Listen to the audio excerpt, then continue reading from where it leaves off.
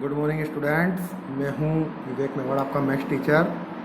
आज का टॉपिक है हमारे चैप्टर 4 की एक्सरसाइज 4.6। इस एक्सरसाइज में से आपके 100% श्योर एक 6 नंबर का क्वेश्चन आता है बोर्ड क्लासेस में। तो आज के टॉपिक को अच्छे से पढ़िएगा और संडे के दिन बैठ के एक्सरसाइज 4.6 को सोल्व करिएगा, क्योंकि यह है आपके 6 नंबर के लिए बोर्ड में एक सबसे इम्पोर्टेंट टॉपिक है जो कि हर साल बोर्ड क्लासेस में क्वेश्चन आता है। तो सबसे पहले आप जब 4.6 एक्सरसाइज को ओपन करोगे तो उसमें क्वेश्चन नंबर 1 से लेकर 6 तक आपसे बोला गया है कि आपका कोई भी जो क्वेश्चन है वो कंसिस्ट है कि इनकंसिस्ट है। तो कंसिस्ट और इनकंसिस्ट के बारे में मैं आपको यहाँ बताना चाहूँगा कि जो भी आपको मैट्रिक्स दे रखी होगी या जो भी आपको लीनियर इक्वेशन दे रखी होगी, उस लीनियर इक्वेशन से जो आप मैट्रिक्स बनाओगे, अभी मैं आपको सिखाऊंगा कैसे बनती है इक्वेशन से मैट्रिक्स। तो उस मैट्रिक्स का जब आप डिटर्मिनेंट फाइंड करोगे तो उस डिटर्मिनेंट की वैल्यू अगर जीरो के अलावा कुछ भी आती है तो वो वैल्यू कंसिस्ट कहलाती है। और अगर उस मैट्रिक्स के डिटर्मिनेंट को सोल्व करने पर उसका डिटर्मिनेंट अगर जीरो आता है तो हम उसको कंसिस्ट नहीं इनकंसिस्ट बोलेंगे। जीरो के अलावा अगर कोई सा भी नंबर आता है तो कंसिस्ट, और अगर डिटर्मिनेंट की वैल्यू सोल्व करने पर जीरो आती है तो इनकंसिस्ट। क्लियर है? तो आज का हमारा टॉपिक है system of linear equation by using matrix method. यहाँ पर आपको हर क्वेश्चन में ये स्टेटमेंट लिखा हुआ रहेगा कि ये कोई एक लीनियर इक्वेशन है, इसका सॉल्यूशन फाइंड करो by using inverse of A matrix या फिर मैट्रिक्स मेथड से। इस तरह से आपके क्वेश्चन लिखा हुआ रहेगा। अब देखिए क्वेश्चन में होगा क्या गिवन आपको, कि आपको सबसे पहले एक इक्वेशन गिवन होगी, जैसा कि मैं यहाँ पर आपको बताना चाहूँगा। जैसे कि एग्जांपल के थ्रू ही बोलूँगा कि x + 2y = 2 दे रखा है और 2x + 3y = 3 गिवन है। तो आपको जो ये इक्वेशन दे रखी है ना, दो इक्वेशन, आपको इसको सबसे पहले ax = b की फॉर्म में जमाना है। तो ये आपकी स्टेप नंबर 1 है क्वेश्चन को जमाने की। ax = b की फॉर्म में जमाना है। ये मैंने यहाँ पर लिख रखा है। जो भी इक्वेशन गिवन होगी उसको ax = b की फॉर्म में जमाते हैं। अब देखो कैसे जमाते हैं। a का मतलब है इक्वेशन 1 और इक्वेशन 2 के कोफिशिएंट। जैसे कि देखो x के आगे क्या कोफिशिएंट लग रहा है 1, y के आगे लग रहा है 2, तो आपका हो गया 1 और 2। सेकंड इक्वेशन में देखो 2 और 3, तो 2 और 3। तो मैट्रिक्स ए क्या बनी, इनों के कोफिशिएंट 1 2 2 3, 1 2 2 3। कैपिटल X रिप्रेजेंट करेगा यहाँ पर कितने वेरिएबल गिवन हैं। तो देखो यहाँ पर हमको वेरिएबल दो ही दिख पा रहे हैं, एक x है दूसरा y है। तो इसको इस तरीके से जमाना है, x ऊपर और y नीचे। तो a इधर हो गया, x इधर हो गया, कैपिटल X इक्वल की जगह इक्वल, और b बराबर है कि आपको = में जो नंबर दे रखे हैं वो नंबर आपको यहाँ पर लिखने हैं। Is that clear? क्लियर है ना? ओके। अब अगर यहाँ पर अभी तो हमसे क्वेश्चन में बस यही पूछा गया है कि ये मैट्रिक्स या ये इक्वेशन कंसिस्ट है कि इनकंसिस्ट है। अभी तो आपको 4.6 के अंदर 1 से लेकर 6 तक बस आपसे यही पूछा जाएगा कि ये मैट्रिक्स कंसिस्ट है, सॉरी मैट्रिक्स नहीं, ये इक्वेशन कंसिस्ट है कि इनकंसिस्ट है। मेन क्वेश्चन स्टार्ट होता है 7 से लेकर, तो पहले 1 से लेकर 6 तक की बात कर रहे हैं हम। तो ये इक्वेशन थी, मैंने x = b की फॉर्म में जमा लिया। अब यहाँ से देखा कि मैट्रिक्स ए क्या बनी, तो मैट्रिक्स ए को यहाँ पर बाहर लिख दिया 1 2 2 3। ओके, 1 2 2 3 लिख दिया। अब मैं जब इसका डिटर्मिनेंट फाइंड करूँगा तो देख पा रहे हैं आप डिटर्मिनेंट, जब अपन इसको सोल्व करते हैं तो 3 - 4 - 1 आया। और मैंने आपको पढ़ाया था कि जीरो के अलावा कोई सा भी अगर नंबर आता है तो आप क्या लिखोगे, आप आंसर कंसिस्ट। तो मैं यहाँ पर लिखना चाहूँगा कि हमारा आंसर कंसिस्ट है, क्योंकि यहाँ पर डिटर्मिनेंट ए की वैल्यू जीरो के अलावा कुछ भी आई है। तो इस तरह से मैं यहाँ पर 1 से लेकर 6 तक के क्वेश्चन सोल्व करूँगा। ये 2/2 का एग्जांपल है। ऐसे ही एक 3/3 का एग्जांपल मैं यहाँ पर लेना चाहूँगा। क्वेश्चन नंबर 5 है ये आपके एनसीईआरटी का। आपको जैसे मैट्रिक्स गिवन है, ये इक्वेशन गिवन है आपको, ये इक्वेशन 1, ये इक्वेशन 2 और ये इक्वेशन 3। अब आप जब देखोगे तो किसी में आपको जैसे यहाँ पर एक्स वाई जेड तीनों वेरिएबल दिख रहे हैं, किसी किसी इक्वेशन में आपको वाई जेड वेरिएबल दिखेगा। जैसे इस वाले में एक्स वेरिएबल नहीं दे रखा था तो मैं उसको 0x लगा के लिख दूंगा। जैसे इस थर्ड वाले में देखिए एक्स और वाई वेरिएबल दे रखा था, जेड वेरिएबल मतलब नहीं था तो मैं उसको 0 × Z करके लिख दूंगा। तो मुझे पूरी एक इक्वेशन बनानी है। तो देखिए यहाँ पर सबसे पहले इसके कोफिशिएंट क्या बन रहे हैं, 3 - 1 - 2, 3 - 1 - 2, 0 2 - 1, 0 2 - 1, 3 - 5 0। ये तो बन गया इसके मैट्रिक्स ए के कोफिशिएंट के। अब कैपिटल एक्स मतलब होता है यहाँ पर कितने वेरिएबल है आपके पास, एक्स वाई और जेड, तो उसको आपको रो की फॉर्म में लिखना है। बी का मतलब होता है इक्वल के बाद के नंबर, तो ये बी के नंबर लिख दिया आपने। अब जब आप इसका डिटरमिनेंट फाइंड करोगे तो 3/3 का डिटरमिनेंट आपको पता ही है कैसे फाइंड करते हैं। ये जो रो नंबर 1 होती है ये 3 है, ये 3 लिखा, ये -1 है तो +1 लिखा, ये -2 है तो -2 लिखा। और जब इसको सोल्व करा तो इसकी वैल्यू आ गई 0। तो मैं आपको बोलूँगा कि ये जो लीनियर इक्वेशन है ये इनकंसिस्ट है, क्योंकि यहाँ पर डिटरमिनेंट ए की वैल्यू 0 आ गई है। क्लियर है। तो 1 से लेकर 6 तक में आपको कंसिस्ट और इनकंसिस्ट के बारे में बताया गया है। उसके बाद मेन चीज़ आती है कि ये अपना फर्स्ट वाला पॉइंट क्लियर हुआ है। अब सेकंड पॉइंट देखिए कि आपको क्वेश्चन में इस तरह से लीनियर इक्वेशन गिवन होगी और आपको बोलेगा उस लीनियर इक्वेशन को सोल्व करके एक्स वाई या एक्स वाई और जेड की वैल्यू फाइंड करो। तो आप यहाँ पर कभी भी गलती से एलिमिनेशन मेथड या सब्स्टिट्यूशन मेथड मत अप्लाई कर देना, क्योंकि क्वेश्चन में बाकायदा ये वर्ड लिखा रहेगा कि आपको इस लीनियर इक्वेशन को सोल्व करना है बाय यूजिंग मैट्रिक्स मेथड से।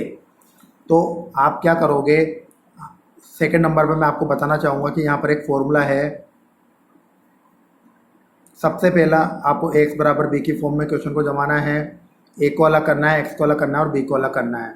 फिर जो मैट्रिक्स ए आपको दे रखी होगी उस मैट्रिक्स ए से, जैसा कि मैंने आपको कल प्रीवियस लेक्चर में पढ़ाया था कि ए इनवर्स की वैल्यू फाइंड करने का होता है। ए इनवर्स की वैल्यू फाइंड करेंगे। ए इनवर्स की वैल्यू फाइंड करने के बाद हमको एक फॉर्मूला गिवन होता है एक्स बराबर ए इनवर्स बी।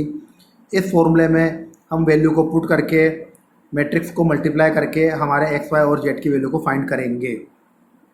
तो क्वेश्चन नंबर 7 से जितने भी क्वेश्चन दे रखे हैं वो आपके बहुत इंपॉर्टेंट क्वेश्चन है, और 7 से लेकर लास्ट तक जो भी है 15, 17, 18 जितने भी हैं उसमें से एक क्वेश्चन 6 नंबर का हर साल आता है।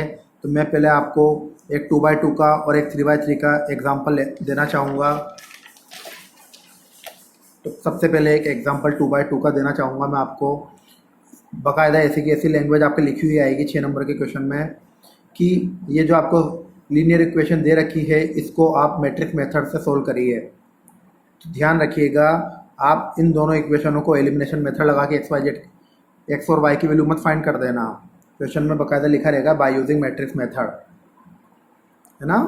तो सबसे पहला आपका काम होता है जो भी इक्वेशन गिवन होती है उसको एक्स बराबर बी की फॉर्म में रिप्रेजेंट करिए। तो ए का मतलब इक्वेशन 1 और इक्वेशन 2 के कोफिशिएंट, एक्स का मतलब वेरिएबल, बी का मतलब इक्वल के बाद वाले नंबर। तो सबसे पहले इसको क्वेश्चन को 3 स्टेपों में सोल्व करना। आप स्टेप नंबर 1 सबसे पहला काम है डिटरमिनेंट ए की वैल्यू फाइंड करना।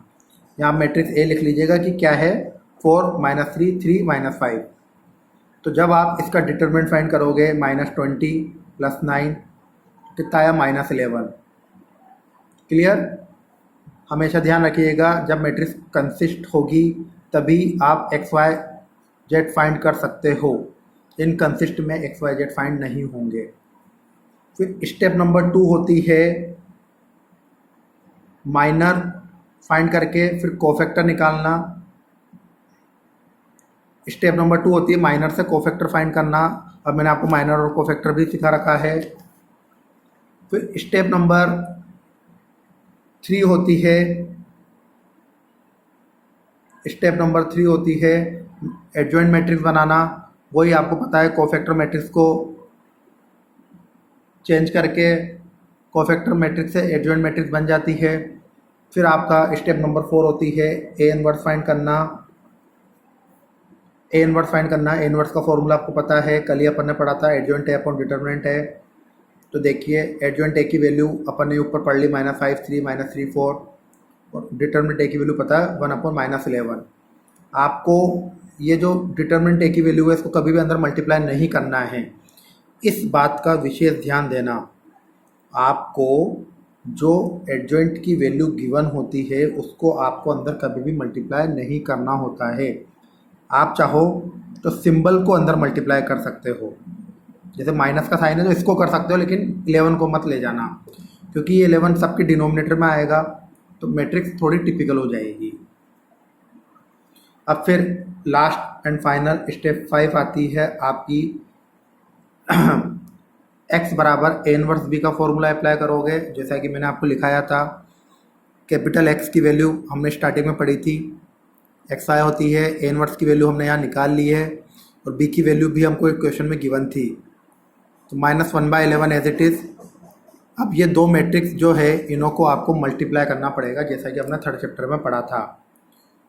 इस रो को इस कॉलम से सोल्व करिए और इस रो को इस कॉलम से सोल्व करिए, तो यहाँ पर -1/11 एज इट इज़, 21 में से 15 गए तो 6, 28 में से 9 गए तो 19। तो आप जब इसको सोल्व करोगे तो यहाँ पर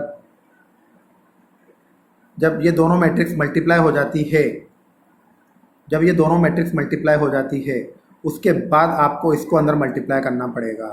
तो माइनस का 6/11 माइनस का 19/11, ये मल्टीप्लाई कर दिया।